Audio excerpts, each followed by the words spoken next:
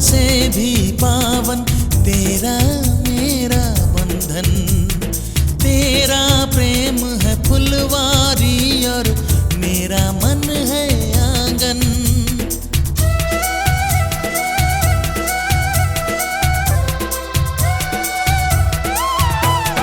जन्मों जन्मों का ही सजनी तेरा मेरा साथ।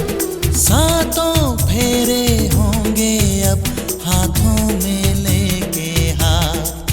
जीवन साथी हम, दिया और बाती हम।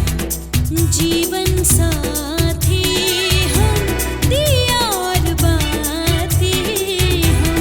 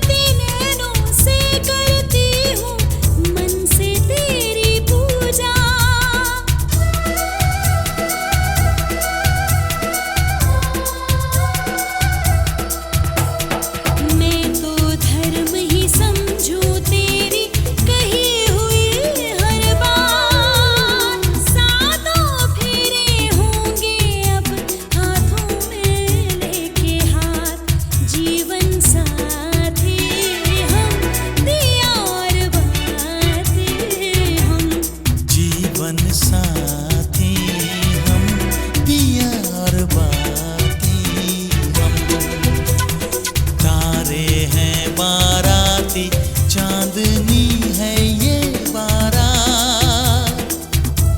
अखियाँ मिला के चन्ना आवे ना जुदाई देवे ना जाने मैनू सारी खुदाई अखियाँ मिला के।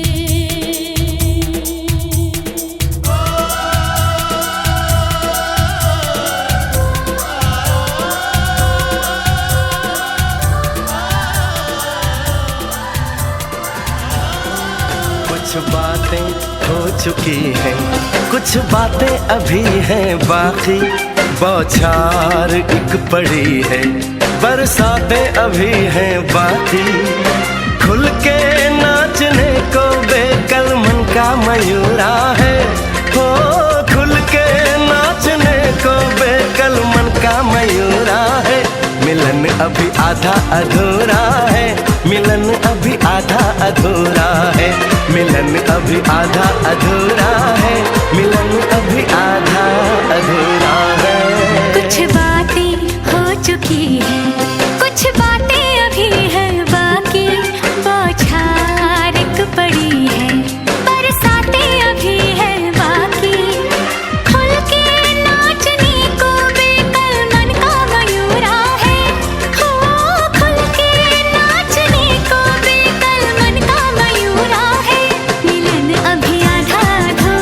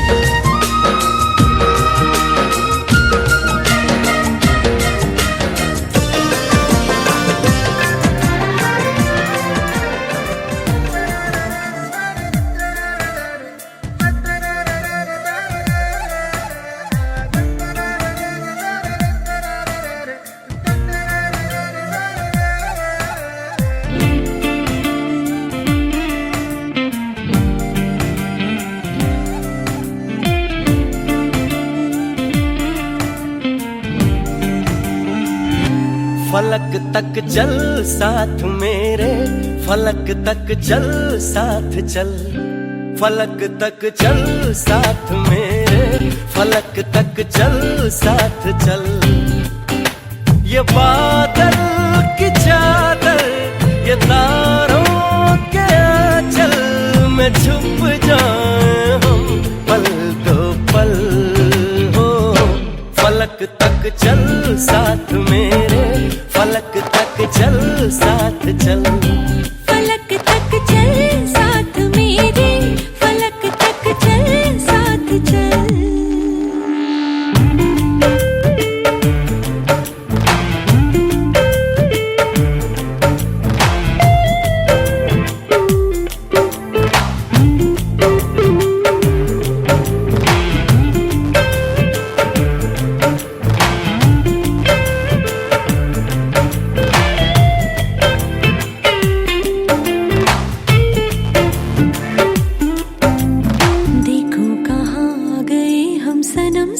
चलते जहाँ दिन की बाहों में रातों के साए हैं ढलते। चल वो चौबारे ढूंढे जिनमें चाहत की बूंदें सच कर दे सपनों को सभी।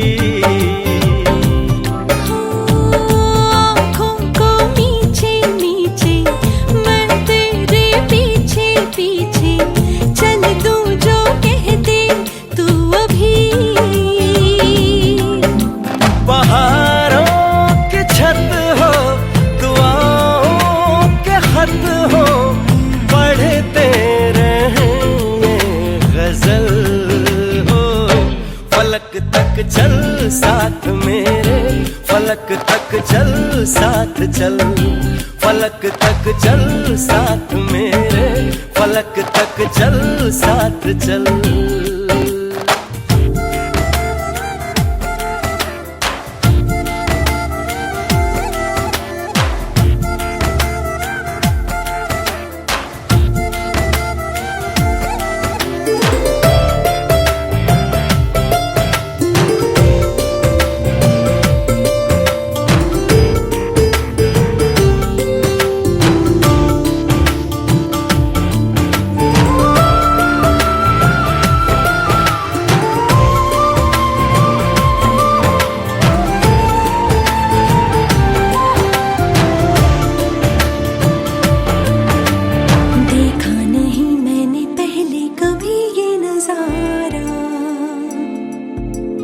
बदला हुआ सा लगे मुझको आलम ये सारा। सूरज को हुई हरारत, रातों को करे शरारत, बैठा है खिड़की पे तेरी। हाँ इस बात पे चांद भी बिगड़ा, कतरा कतरा वो पिघला, भर आया आँखों में मेरी। तो सूरज बुझा दूं तुझे मैं सजा दूं, सवेरा हो तुझसे ही कल हो। फलक तक चल साथ मेरे, फलक तक चल साथ चल, फलक तक चल साथ मेरे, फलक तक चल साथ चल। ये बादल की चादर, ये तारों के आंचल में छुप जाऊं पल तो पल हो। फलक तक चल साथ मेरे, फलक तक चल साथ चल, फलक तक चल साथ मेरे, फलक तक चल साथ चल, फलक तक चल साथ मेरे, फलक तक चल साथ चल, फलक तक चल साथ मेरे, फलक तक चल साथ चल।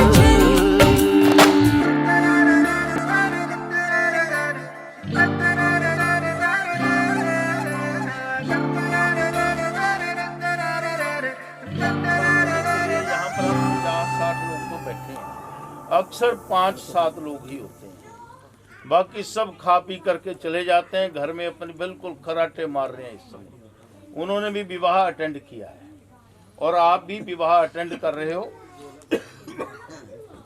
इतने समय से खूब गप्पे यहाँ पर मारते रहे। अब मैं एक प्रार्थना जरूर करूँगा कि इधर जो आवाज़ आ रही है ना, बच्चों को संभाल लेना। हाँ, अगर कोई ज़्यादा जरूरी बात हुई तो मैं चुप हो जाऊँगा, आपने इधर आकर के कर लेनी, सबको पता लग जाएगा कौन सी जरूरी बात है। तो जो पति पत्नी यहाँ पर हैं, बात अगर इनकी पूरी हो गई है। हाँ। अशोक जी, बेटी के जन्म होने का कोई दुख नहीं होता, पालन पोषण भी हम कर लेते हैं, पढ़ा भी लेते हैं।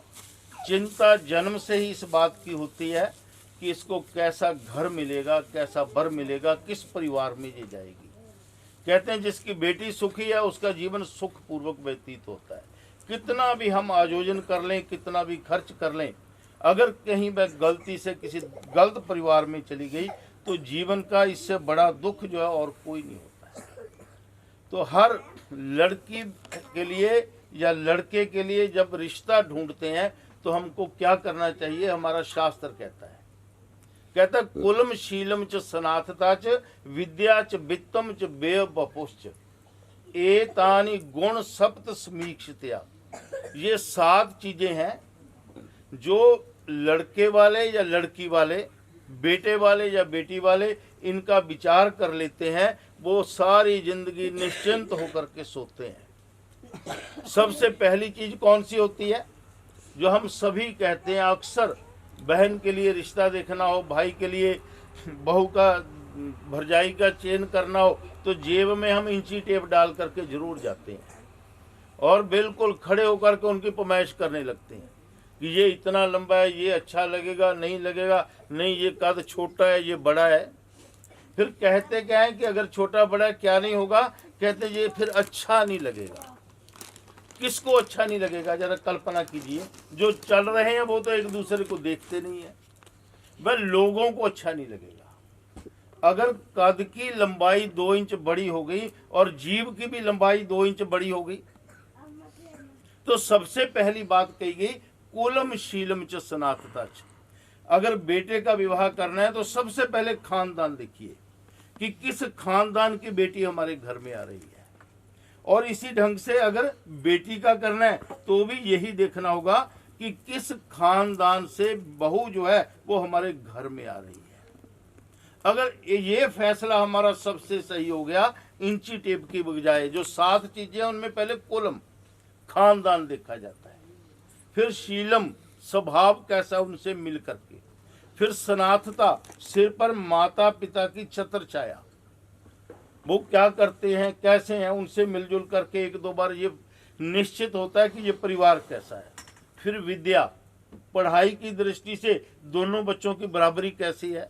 फिर वित्तम, धन की दृष्टि से भी बस समानता होनी चाहिए।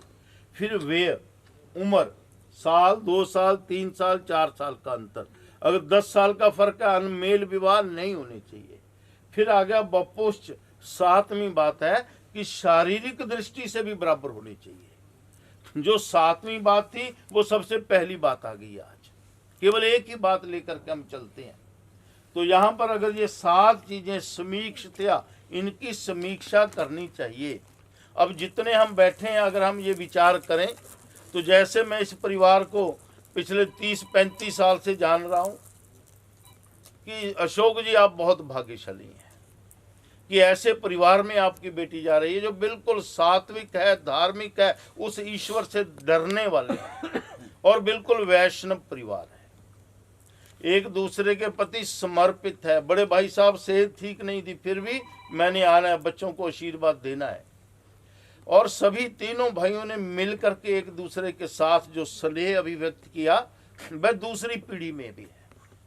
और पहले जो इन्होंने विवाह किए, चाहे वो ईशा आई है या दीपा आई है, इन दोनों बच्चियों ने भी इस परिवार में उस परंपरा को निभाया है, उस परंपरा को बना के रखा है। और बेटे तुम भी वहाँ पर तीसरी इसी रूप में जाकर के उनके साथ ही मिलोगी, जिसको मैं क्या कहता हूँ, त्रिवेणी का संगम। के लिए अगर हम ये 7 चीजें देखें तो कुलम, जैसे कल से हम देख रहे हैं, पूरा प्रयत्न, परसों भी आपने इतना कुछ वहां भर दिया। बाद में मैं देख रहा था कि अपनी सामर्थ्य से बढ़ करके हर बाप अपनी बेटी के लिए करता है। जब वो पैदा होती है उसी समय माँ तैयारी करती है। पहले पेटी होती थी, उसमें ये भी डाल दो, ये भी डाल दो, वह भी डाल दो। और अगर बारात आ गई और वहां पर कोई चीज नहीं अच्छी बनी है तो बाप का कसूर कोई नहीं है, माँ की कोई गलती नहीं है। उन्होंने पूरे पैसे दिए होंगे होटल में, और अगर कमी है तो वो हलवाई की रही होगी, किसी और बैरे की रही होगी, वेटर की रही होगी। अक्सर आता है जी कॉफी ठंडी मिल रही थी, चाय ठंडी मिल रही थी, लेकिन उसमें माँ बाप का कसूर कोई नहीं होता है। और आपने जो सेवा की है जी वो हम सब अविस्मरणीय है, अतुलनीय है। ये सारा आपका प्रबंध, नहीं तो बाहर ही ठिठुरते रहते हैं, लेकिन कमरों का भी प्रबंध था, व्यवस्था थी, इसके लिए आप बधाई के पात्र हैं। मैं इसीलिए कहता हूं कि अगर ये कुल, ये खानदान एक दूसरे का सम्मान करने वाला है तो उनको भगवान ने आपका मेल ऐसा ही करवा दिया। फिर सनातनता, माता पिता की छत्र छाया, विद्या, पढ़ाई की दृष्टि से जैसा मुझे पता लगा, दोनों की एक ही जैसी क्वालिफिकेशन है, एक ही जैसा काम भी कर रहे हैं। बपोष्ट शारीरिक दृष्टि से तो मैं परसों भी वहां कह रहा था कि हम बने तुम बने एक दूसरे के लिए। आपको भी लगता होगा जी बात, आपने तो पहले ही कर ली होगी फोन पे ना। आजकल यहाँ की बात नहीं होती, पहले ही शुरू हो जाती है। ये थी जो माँ बाप चाहते हैं। अब लड़की क्या चाहती है और लड़का क्या चाहता है, उनकी ये इच्छा नहीं होती। बरोबरेत रूपम, कोई भी लड़का या लड़की, उसके मन में एक ही सपना होता है कि मेरा जीवन साथी बहुत सुंदर होना चाहिए, कोई हीरो होना चाहिए, आसमान से उतरा हुआ कोई यक्ष, ऐसी परी हो जिसके साथ मेरा जीवन जो है वो निर्वाह होगा। कन्या कामेति रूपम, लड़की के लिए भी लड़के के लिए भी। लेकिन माँ की ये इच्छा नहीं होती, चाहे वो लड़के की हो चाहे लड़की की हो। माँ कुछ और चाहती है, माता वित्तम, कि जिस घर में मेरी बेटी जाए वहां पर कोई धन की कमी नहीं होनी चाहिए, वहां पर मेरी बेटी सुख सुविधाएं उसको पूरी मिलनी चाहिए। और इसी प्रकार से लड़के की मां की भी ये भावना होती है कि मेरे संबंधी जाएंगे तो सारे रिश्तेदारों को वहां पर सही सम्मान मिलना चाहिए। माता वित्तम, वहां पर भी कमी ना हो। पिता कुलम, लेकिन पिता ये नहीं चाहते, वो इन दोनों से भी कुछ और चाहते हैं। वह ऊपर क्या है, कुलम की खानदान कैसा है। जब मिलनी होगी, मेरे सब रिश्तेदार आए होंगे तो ये कुड़म मिल रहे हैं, ये समधी मिल रहे हैं, ये मामा मिल रहे हैं, ये चाचा मिल रहे हैं। ऐसा सम्मानित परिवार हो कि मेरा सबके बीच में सिर ऊंचा हो जाए कि मुझे ऐसे समधी मिले हैं। पिता कुलम बांधवा मानव इच्छन्ति, लेकिन जो रिश्तेदार है वो क्या चाहते हैं भी 100 किलोमीटर चल करके आए गाड़ी में, वहां पर हमारा सम्मान कैसा हुआ। मिलनी जो है वो एक परिचित है, परिचय है, एक दूसरे का इंट्रोडक्शन है कि ये इस पक्ष का मामा, ये इस पक्ष का मामा, ये चाचा, ये ताया, ये नाना। वहां पर ये सबसे वो उनकी इच्छा होती है कि हमारा सम्मान कैसा हुआ। मिष्ठान्नम इतरे जना, सतपाल कितने दोस्त आए थे तुम्हारे? सारे आए थे, तुम्हारी भी सहेलियां आई हो। उनके बिना शादी होती नहीं है, क्योंकि जयमाला के समय एक दूसरे को उठाना भी होता है। मैं तो वहां था नहीं, मेरी सेहत ठीक नहीं थी, पता नहीं कैसा हुआ। लेकिन मिष्ठान्नम इतरे जना, जो दोस्त मित्र आते हैं कि वहां पर खाने पीने को क्या मिला, क्या क्या था वहां पर।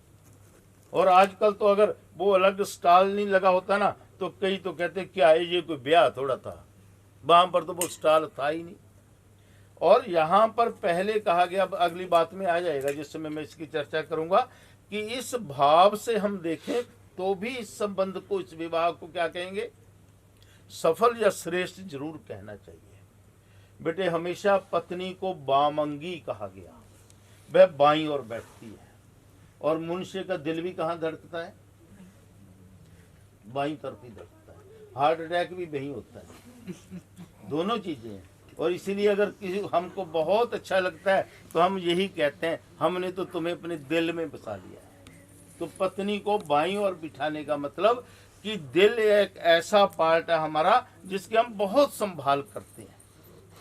तो इसलिए जितनी संभाल पत्नी की करनी है उतनी ही पत्नी को भी किसकी करनी है, पति की करनी है, क्योंकि दोनों ही अगर जीवन में एक दूसरे के लिए त्याग, समर्पण, प्रेम और स्नेह के रास्ते पर चलेंगे तो जीवन इसी संसार में हम स्वर्ग भोगते हैं। तो पत्नी बाईं ओर बैठती है, लेकिन यहाँ पर अभी सृष्टि किधर बैठी है? दाहिनी ओर। आपके भाइयों ने आपका हाथ मेरे हाथ में पकड़ा दिया, अग्नि की परिक्रमाएं हमने कर ली, अग्नि में आहुतियां डाल दी। और आहुति क्या कहते हुए डाली? अर्यमणम, कि मैं, हे अग्निदेव, मैं इन खिल्लों को इसलिए डाल रही हूं कि आज मेरा संबंध मेरे माता पिता के घर से छूट रहा है। लेकिन मां पते स्वाहा प्रेतो मुंचंतु, जिस कुल में मैं जा रही हूं उस परिवार से मेरा संबंध कभी भी न टूटे, कभी भी न छूटे। अंग्रेजी का शब्द डाइवोर्स है, उर्दू में तलाक कहते हैं, हिंदी में कोई शब्द नहीं है ऐसा। हमारी ये परंपरा ही नहीं थी। माँ बाप ने जो फैसला मेरे लिए किया वो मेरे लिए सर्वोपरि है, सर्वश्रेष्ठ है। जिस घर में मेरी डोली जा रही है, जीवन का अंतिम सांस भी मैं उस घर में लूं, ये हर लड़की की इच्छा होती है। वह अपने आप को एडजस्ट करने की कोशिश करती है। और आजकल बच्चियां पढ़ी लिखी हैं, लेकिन समस्या कहाँ खड़ी होती है? जिस समय रोज 4 बार माँ का फोन जाता, आज क्या खाया, आज क्या मिला, आज वहां पर क्या हुआ। और कुछ भी होता है, बेटी उसी समय फोन उठा के, मम्मी अभी मैं आई थी, बस ठंडा पानी था, मुझे गर्म पानी नहीं मिला नहाने के लिए। साबुन जो मैं लगाती थी ना वो नहीं, यहाँ बाथरूम में कोई और ही था। उसी समय शिकायतें शुरू होती हैं, वे घर नहीं बसते हैं। मैं हर माँ को कहता हूँ कि बेटी की डोली विदा करने से पहले उससे पढ़ाया लिखाया है, उसे रसोई के कार्य में निपुण बनाइए, ताकि वहां जाकर के ये ना सुनना पड़े जब माँ को ये कहती है कि बस ये एक बात ध्यान रखना कि ये पढ़ बहुत गई है पर रसोई में नहीं, हमने इसको, वो कोई ऐसी शीशे की वस्तु नहीं है नारी। यत्र नारेस्तु पूज्यन्ते रमन्ते तत्र देवता, उसका सम्मान होना चाहिए, पर जो उसके अधिकार, उसके कर्तव्य हैं, उनकी पूर्ति भी अपनी बेटी को जरूर सिखानी चाहिए। तो यहाँ पर जो लड़का कह रहा था कि तुमने मेरी बाईं ओर बैठना है, तो कैसे बैठोगी? तो उसने कहा केवल हवन डालने से, अग्नि में आहुतियां डालने से। ये मत समझना घी 1 किलो घी जला दिया गया। जो मंत्र बोले गए उन मंत्रों का अर्थ था कि मैं तुम्हारे लिए त्याग करूंगी, मैं तुम्हारे लिए समर्पण करूंगा। ऐसा नहीं है कि एक बीमार हो दूसरा खुश हो। पति पत्नी का जीवन ऐसा होता है जहां सुख दुख जो है वो साझे होते हैं। एक का सुख दूसरे का, एक का दुख दूसरे का दुख, और वही घर स्वर्ग कहलाता है। तो यहाँ पर फिर उसने कह दिया कि तब होगा अगर आप मेरी कुछ बातों को स्वीकार करोगे। कई कह देते हैं पंडित जी शर्ता सुना दो। अभी इन्होंने भी जो पढ़ रहे थे उसमें सुनाया कि किस प्रकार से राम ने धनुष तोड़ दिया था, अर्जुन ने किस प्रकार से मछली की आंख बींदी थी। यहाँ पर सतपाल ने ना तो कोई धनुष तोड़ा है और ना ही किसी मछली की आंख को तीर से निशाना लगाया है। लेकिन है क्या फिर? स्वयंवर नहीं है, ये विवाह है और माता पिता की इच्छा से है। एक बात याद रखना कि जिंदगी में अग्नि को साक्षी मान करके जो परिक्रमाएं, जो भावरे हम लेते हैं, अगर हमारा मन मजबूत है तो ये संकल्प किया हुआ जीवन में कोई समस्या पैदा हो ही नहीं सकती। क्योंकि मन से हमने अपने घर से, माता पिता से ये संस्कार सीखे हैं, एक दूसरे को एडजस्ट करना। जिस प्रकार से हम एडजस्ट कर लेते हैं जीवन बढ़िया बनता है। तो लड़की ने पहली बात की कि मुझे क्या चाहिए उस घर में। इस घर में, माँ के घर में पूरा अधिकार था। अभी क्या कह रहे थे कि डोली घर से जाएगी। उस घर को इस बेटी ने कैसे सजाया है, बनाया है, संवारा है।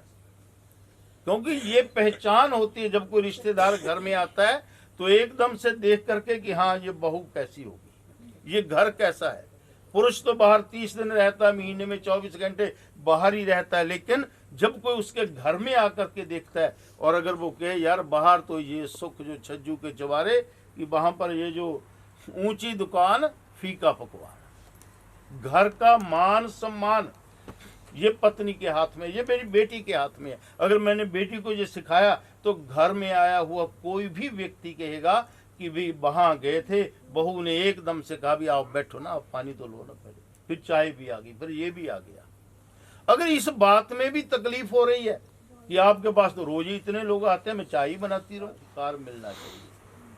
सतपाल कितनी तनख्वाह मिलती है मैंने तो पूछा नहीं तुमको, और मुझे नहीं लगता कि कभी आनंद जी ने भी पूछा होगा, क्योंकि हमें जरूरत ही नहीं है, हमारे पास इतना है कि हमारा गुजारा हो जाएगा। लेकिन लड़की कह रही है धनम कितना कमाते हो मैंने पूछना है। तो इसको मतलब अगर आप ये बात स्वीकार करते हो कि अन्न और धन पर उसका अधिकार होगा, तो ये पहली लाइन मिटा दीजिए और बोलिए स्वीकार है। पूर्व तो मैं दिया हुआ मैंने, सुन गए बेटे आपको? अगर ना सुने तो बता देना। अब स्वीकार से सब इसलिए खुश हो रहे हैं और तुम भी खुश हो रहे हो कि 1 तारीख को जो चेक आएगा अकाउंट में वो हाँ मेरे पर्स में डाल दो। लेकिन इसका मतलब ये नहीं है, इस बात को अभी क्लियर कर दूं, कल को फिर आप दोनों में झगड़ा हो जाए, पंडित जी ने तो ऐसा कहा था। धनम ये अधिकार पति और पत्नी जिस घर में जिस परिवार में दोनों विचार करके कि कहां पर खर्च करना है कहां नहीं करना है, ये करते हैं एक दूसरे की सहमति से, उस घर में याद रखना कि जितने भी तलाक डाइवोर्स के केस होते हैं वो शुरू धन से होते हैं। ये ऐसा विषय है, धन सब कुछ नहीं है, धन से सब कुछ नहीं खरीदा जा सकता। हम बढ़िया से बढ़िया बिस्तर ले सकते हैं, नींद कहाँ से लेंगे? हम बढ़िया से बढ़िया भोजन ले सकते हैं, लेकिन मैं भी देख रहा था इतने स्टॉल लगे हुए थे, कह रहे थे मुझे भी वो कि जरूर खाना चाहिए हमारा खाना, पर मुझे लग रहा था कि शुगर का कोटा इतना पूरा हो गया, अब क्या खाएंगे? नहीं खाया गया। तो हम भूख नहीं खरीद सकते, राशन खरीद सकते हैं, लेकिन धन इतना जरूर है कि जब तक हमारे पास है हमारा सम्मान होगा, जिसे नहीं होगा सम्मान भी नहीं होगा, कोई पूछता भी नहीं है। तो इसका मतलब कि हम दोनों मिलकर के धन के मामले में ये फैसला करेंगे कहां पर खर्च करना है और कहां पर खर्च नहीं करना है। फिर दूसरी बात में लड़की ने कहा गृह कर्माणि सर्वाणि मया कार्याणि सर्वदा। लड़की पहले ही कह रही है कि उस घर के सारे काम मैंने करने हैं। अब बेटे तुम्हें जा करके पता लगेगा वहां पर। दीपा जब घर में आती है दादी माँ, मुझे पहले नहीं पता था, लेकिन जब ये नहीं थी वहां पर तो दादी माँ कह रही थी भी हम इतने प्रसन्न है, बहू ऐसी मिल गई कि उसने घर का सारा काम ऐसे संभाल लिया, मुझे चारपाई पर ही सब कुछ मिलता है। कोई सास नहीं चाहती मुझे चारपाई पर मिले, लेकिन जब शरीर स्वस्थ नहीं है तब उसकी भावनाओं का सम्मान करना ये हमारा दायित्व होता है। तो लड़की ने कहा गृह कर्माणि सर्वाणि मया कार्याणि सर्वदा, ये मेरा ही कार्य होगा। सुख दुखानी पालिताहं च दुखेन मातरा पितरा च बंधुभी। मेरे माता पिता ने मुझे जन्म से लेकर के आज तक बड़े दुखों और कष्टों से पाला, चाहे बेटा हो चाहे बेटी। ये समय आजकल ऐसा है, सब कहते हैं एक समान, पढ़ाने में लिखाने में समझाने में सब कुछ वैसा ही होता है। पालिताहं च दुखेन मातरा पितरा च बंधुभी। मुझे बहुत दुखों और कष्टों से पाला, लेकिन आज हाथ में जल लेकर के मेरा हाथ तुम्हारे हाथ में दे दिया। मेरी जाति बदल गई, मेरा कुल बदल गया, मेरे गोत्र बदल गया, और यहाँ तक की स्टेट भी बदल गई। क्या हो गया? हरियाणा से पता है तुमको, हमको पंजाब में जाना पड़ेगा। यहाँ पर मनोहर लाल खट्टर है और वहाँ पर भगवंत सिंह मान है। रोज अखबारों में आता है कहाँ पर कितनी गोली चल गई, कहाँ पर कितनी लूटपाट हो गई। बहुत बढ़िया स्टेट में जा रहा है। परिवार हर प्रकार से सुखी बसे, मैं ये आशीर्वाद देके जाती हूँ। और इसीलिए कहा कि जिस घर में बेटी के आने पर सभी घर के लोग, भाभियां या दूसरे जो हैं, वो परेशान हो जाते हैं कि ये आ गई, समझ लेना वो नरक है। बेटी के आने पर जिस घर में प्रसन्नता होती है कि हाँ ये 1 दिन के लिए 2 दिन के लिए आई, चलो इसका मान सम्मान होना चाहिए, उस घर में कभी किसी चीज की कमी नहीं होती। और जिस घर से बेटी विवाह के बाद जब भी आती है रोती हुई जाती है कि ऐसा हुआ ऐसा हुआ, वह घर नरक है, कोई देर नहीं लगती उसको बिगड़ते हुए।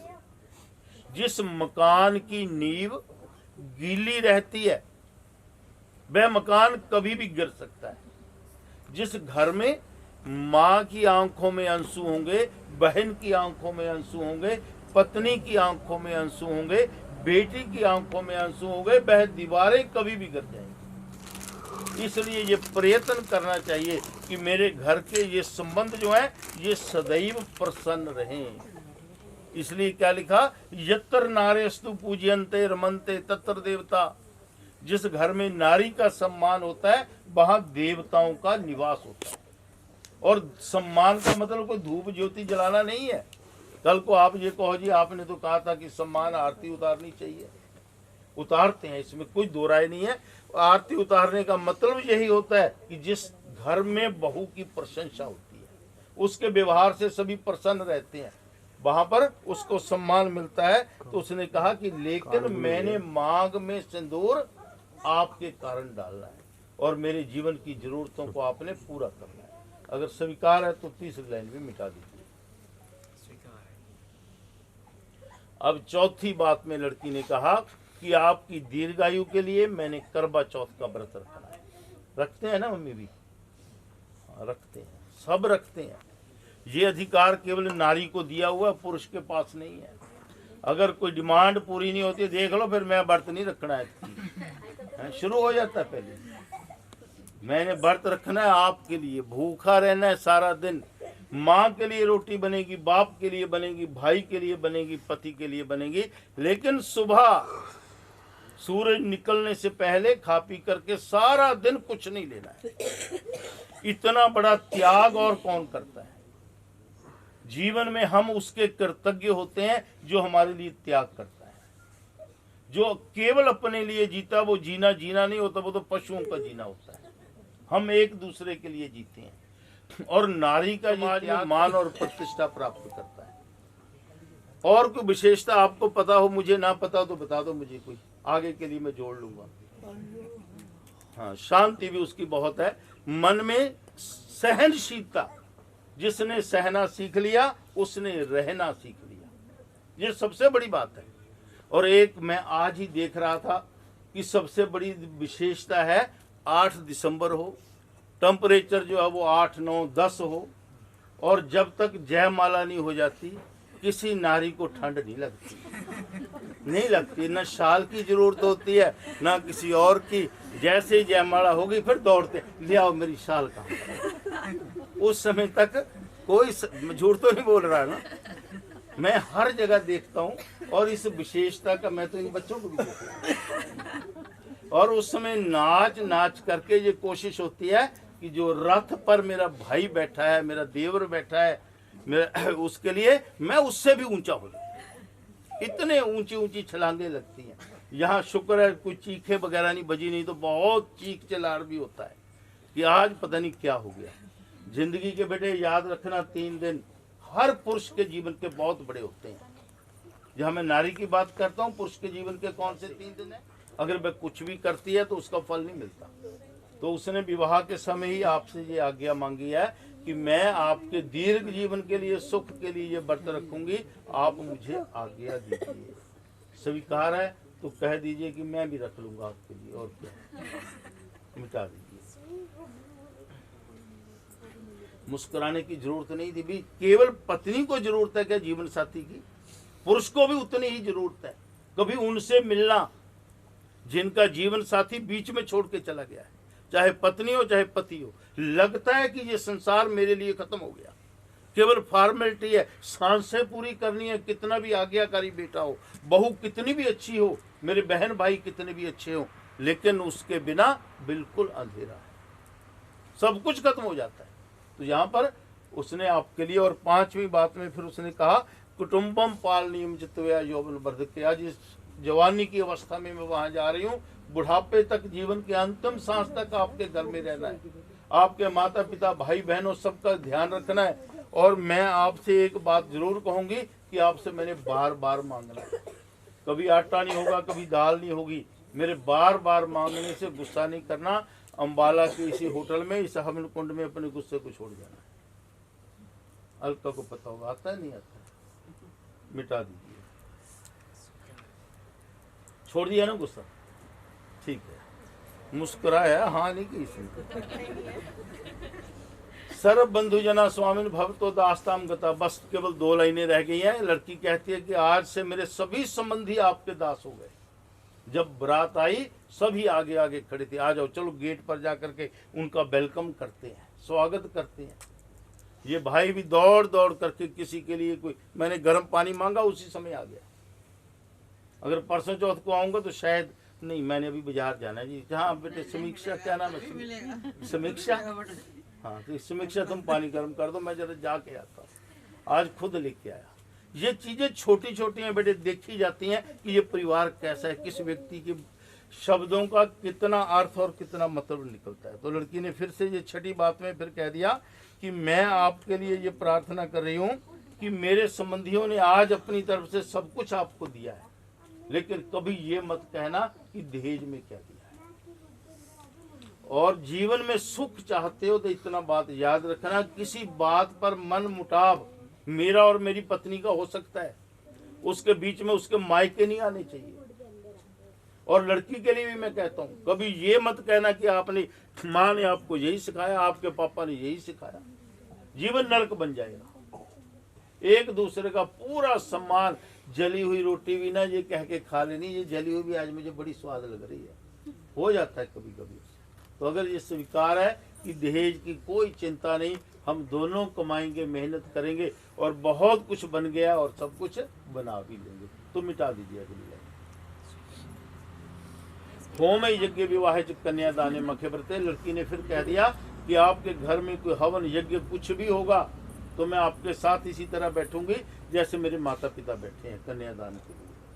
और घर में रोटी बनाते हुए और काम करते हुए कोई ऐसे पाप कर्म हो जाएंगे, जैसे वहां पर क्या कहते हैं भी, बहुत यहाँ पर ये रसोई में क्या होते हैं वो कीटाणु, कॉकरोच कितने मारते हैं, उनको मारने से पाप भी लगता है।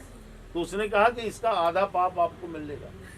आपको घर में अगर रोटी सब्जी में कॉकरोच आ जाएगा फिर तो गुस्सा होगा, उसको मारना है, जीवन का अंत करना है, तो वो आधा आधा पाप पुण्य हम आपस में बांट लेंगे। अगर ये स्वीकार है तो साथ में लाइन में मिटा दीजिए। पंडित हल्दी देना जरा, बस 2 मिनट में। के बीच में मैंने सब बातें स्वीकार की हैं, लेकिन आदौ धर्म धरा कुटुंब सुखदा तथ्य प्रिय भाषणी क्रोध आलस्य विवर्जिता। मेरी भी एक बात है वो आपको सुननी होगी। अब उस घर में जाकर के क्या करना होगा, हो सकता है यहाँ पर कोई निरंकारी हो, कोई राधा स्वामी हो, तो आदौ धर्म धरा, मेरे घर की जो धार्मिक परंपरा है, जो हमारी कुल देवी है, कुल देवता है, आपको उसे उसी प्रकार से स्वीकार करना होगा। ये नहीं कि हमारे घर में तो ये ऐसे करते थे मैं यहाँ नहीं करूँगी, क्योंकि यहाँ परिक्रमाएं भावरे करने के बाद आप उस गोत्र में मिल गई हो।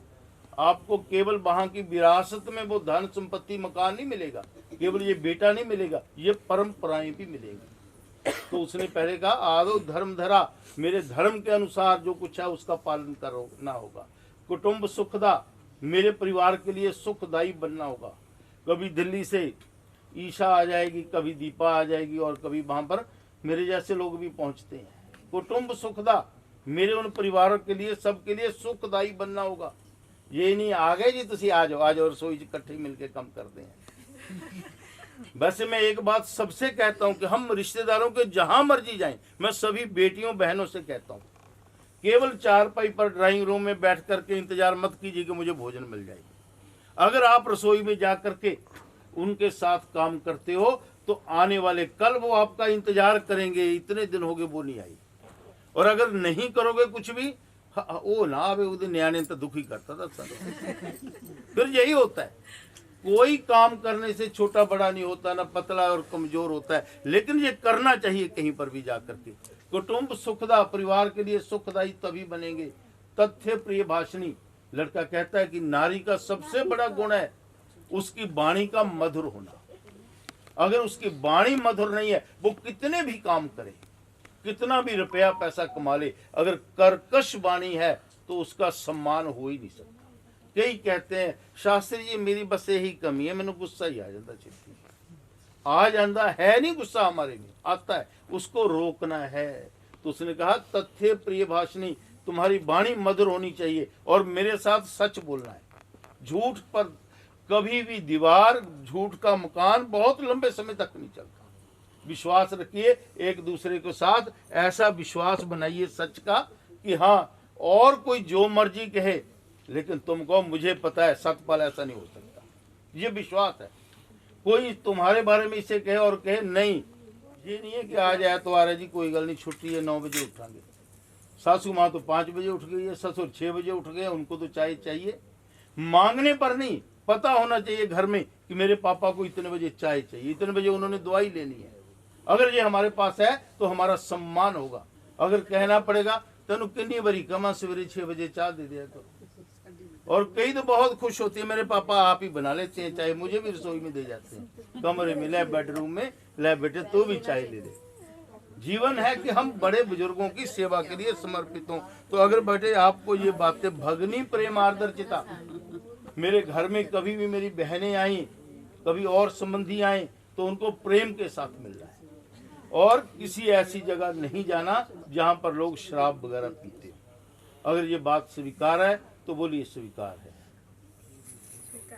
मिटा दीजिए।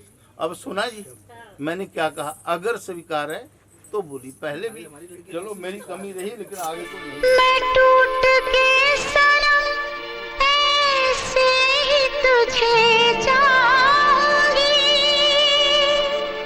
तेरी आँखों से कभी दूर नहीं जाऊंगी।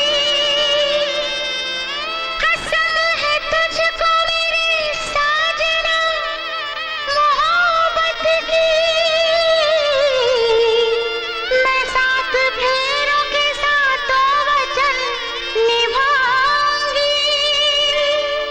तुझे प्यार से देखने वाला, तुझे अपना समझने वाला एक दिल है, एक दिल है, एक दिल ही तो है।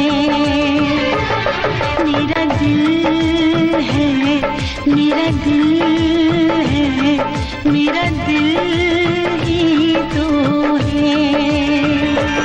तुझे प्यार से देखने वाला, तुझे अपना समझने वाला एक दिल है, एक दिल है, एक दिल ही तो है।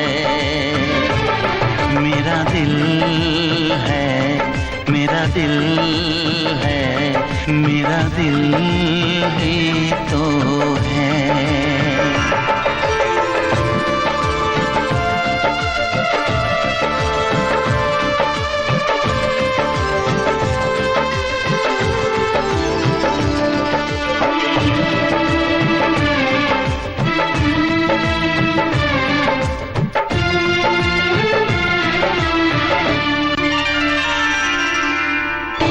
सबको मैं आज दिल भर छोड़ के आई, रस्मों के कसमों के सारे बंधन तोड़ के आई। देखो मैं तो देखो सोने यार को जब पल के उठाऊं, जिंदगी बना के मेरी जान को मैं सांसों में बसाऊं। तेरे इश्क में डूबने वाला, तुझे हर पल ढूंढने वाला एक दिल है, एक दिल है, एक दिल ही तो है। मेरा दिल है, मेरा दिल है, मेरा दिल ही तो है।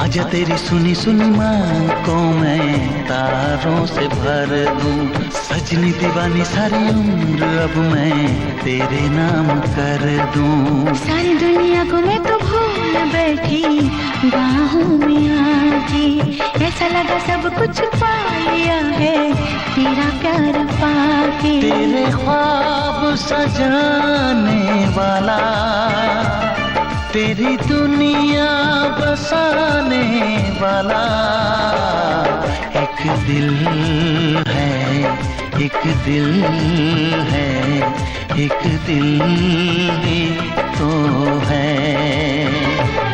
मेरा दिल है, मेरा दिल है, हाँ दिल ही तो है। तुझे प्यार से देखने वाला, तुझे अपना समझने वाला एक दिल है, एक दिल है, एक दिल ही तो है। मेरा दिल है, मेरा दिल है, हाँ दिल ही तो है। एक दिल है, मेरा दिल है, हाँ दिल ही तो। बच्चा से खान मुझको दिल में रुक साथ म्यान बार जानो। बच्चा से खान मुझको दिल में रुक साथ म्यान बार जानो। बच्चा से खान मुझको।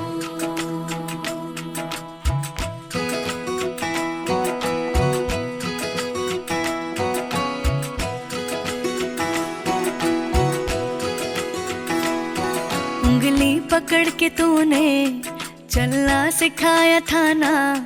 दहलीज ऊंची है ये पार करा दे।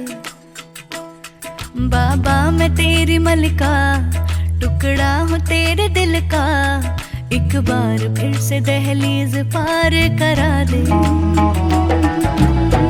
मुड़ के ना देखो दिलबरो, दिलबरो। मुड़ के ना देखो दिलबरो, मुड़ के ना देखो दिलबरो, दिलबरो। मुड़ के ना देखो दिलबरो।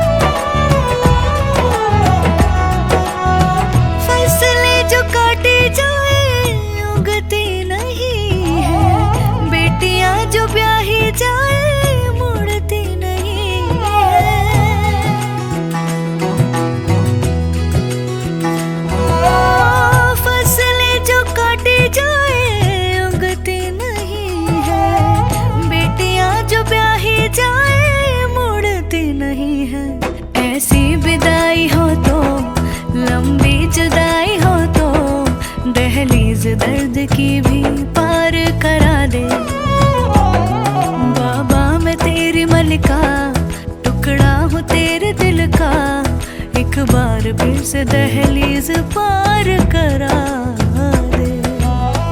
मुड़ के ना देखो दिलबरो, दिलबरो। मुड़ के ना देखो दिलबरो,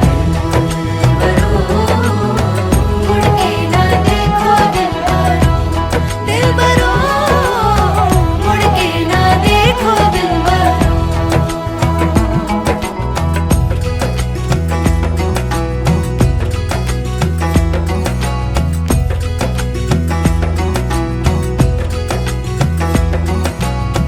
मेरे दिलबरो